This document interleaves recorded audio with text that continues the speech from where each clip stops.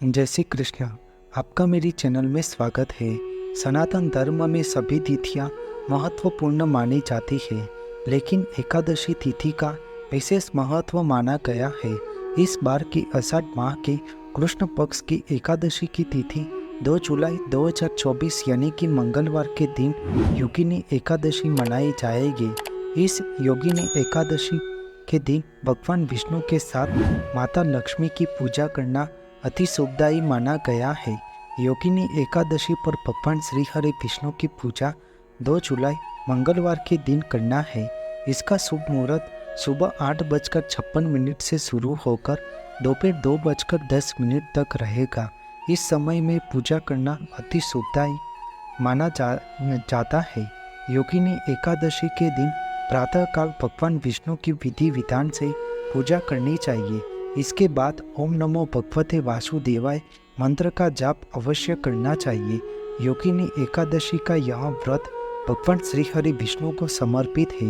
योगिनी एकादशी के दिन भगवान श्री हरि विष्णु की पूजा और व्रत का पालन श्रद्धा और विश्वास के साथ किया जाता है। धार्मिक मान्यता है कि योगिनी एकादशी के दिन व्रत करने से हर तरह के पाप धुल जाते हैं। साथ ही कई यज्ञों के बराबर पुण्य फल की प्राप्ति होती है। साथ ही मानसिक शांति के साथ जीवन में सुख समृद्धि और सफलता मिलती है और मोक्ष की प्राप्ति होती है।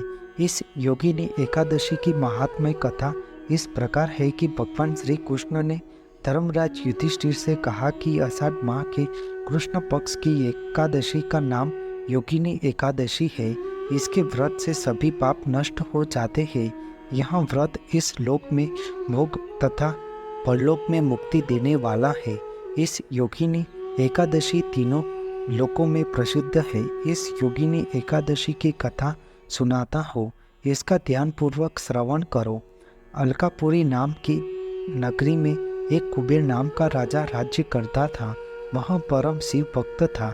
उनका हेमाली नामक एक यक्ष सेवक था जो पूजा के लिए फूल लाया करता था। हेमाली की विशालाक्षी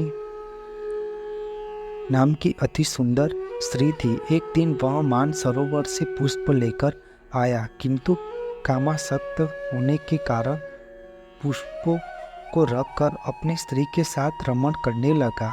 इस भोग विलास में दोपहर हो गई।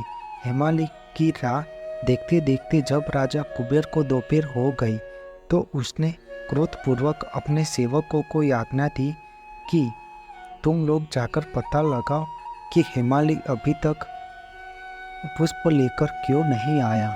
जब सेवकों ने उसका पता लगा लिया तो राजा के पास जाकर बताया, हे राजन, वह हेमाली अपनी स्त्री के साथ रमण कर रहा है। इस बात को सुन राजा कुबेर ने हेमाली को बुलाने की आज्ञा दी।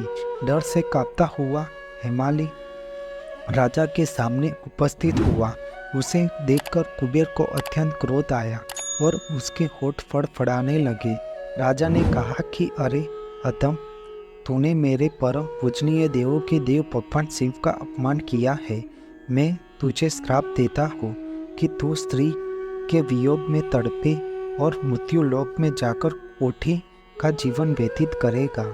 कुबेर के श्राप से वह तक्षक स्वर्ग से पृथ्वी पर आ गिरा और कोठी हो गया। उसकी स्त्री भी उससे बिछड़ गई। मृत्यु लोक में आकर उसने अनेक भयंकर कष्ट भोगे, किंतु भगवान शिव की कृपा से उसकी बुद्धि मलिन न हुई और उसे पूर्व जन्म की भी सूझ रही। अनेक कष्टों को भोगता हुआ तथा अपने पूर्व जन्म के कुकर्मों को याद करता हुआ वहाँ हिमालय पर्वत की तरफ चल पड़ा। चलते चलते वह मार्कंडेय ऋषि के आश्रम में जा पहुँचा। वह ऋषि अत्यंत वृद्ध तपस्वी थे। वह दूसरे ब्रह्मा जी के समान प्रतीत हो रहे थे और उनका वह आश्रम ब्रह्मा जी की सभा के समान शोभा दे रहा था। ऋषि को देखकर हेमाली वहाँ गया और उन्हें प्रणाम करके उनके चरणों में गिर पड़ा। हेमाली को देखकर मार्कंडेय ऋषि ने कहा कि तूने कौन से दुष्ट कर्म किए हैं जिससे तू कोटी हुआ और भयानक कष्ट भोग रहा है। महर्षि मार्कंडेय की बात सुनकर हेमाली बोला कि हे मुनि श्रेष्ठ, मैं राजा कुबेर का अनुचर था। मेरा नाम हेमाली है। मैं प्रतिदिन मानसरोवर से फूल लाकर शिव पूजा के समय कुबेर को दिया करता था।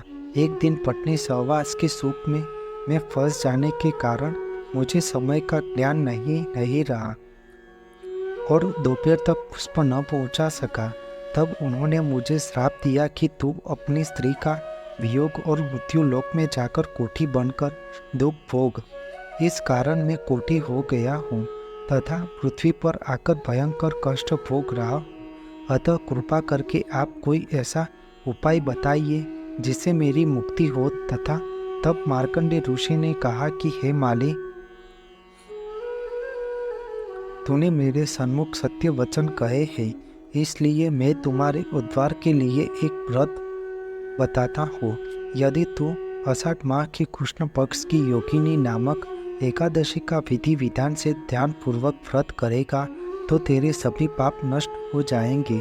महर्षि के वचन सुनकर हेमाली अति प्रसन्न हुआ और उनके वचनों के अनुसार योगिनी एकादशी का विधि पूर्वक पूर्व श्रद्धा के व्रत करने लगा। इस व्रत के प्रभाव से अपने पुराने स्वरूप में आ गया और अपनी स्त्री के साथ सुख पूर्वक रहने लगा। भगवान श्री कृष्ण धर्मराज युधिष्ठिर से कहते हैं कि इस योगिनी एकादशी की कथा का फल 88,000 ब्राह्मणों के भोजन कराने के बराबर है। इसके व्रत से सभी पाप नष्ट हो जाते हैं और अंत में मोक्ष की प्राप्ति होती है। एकादशी व्रतधारी को नियम अनुसार दिन में सोना नहीं चाहिए। यह एकादशी तिथि बेहद पुण्यदायी होती है।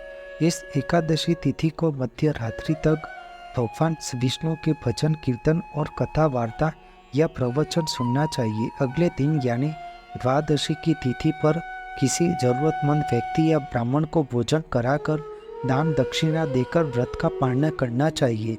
तभी योगिनी एकादशी व्रत का शुभ फल मिलता है और जीव का कल्याण होता है।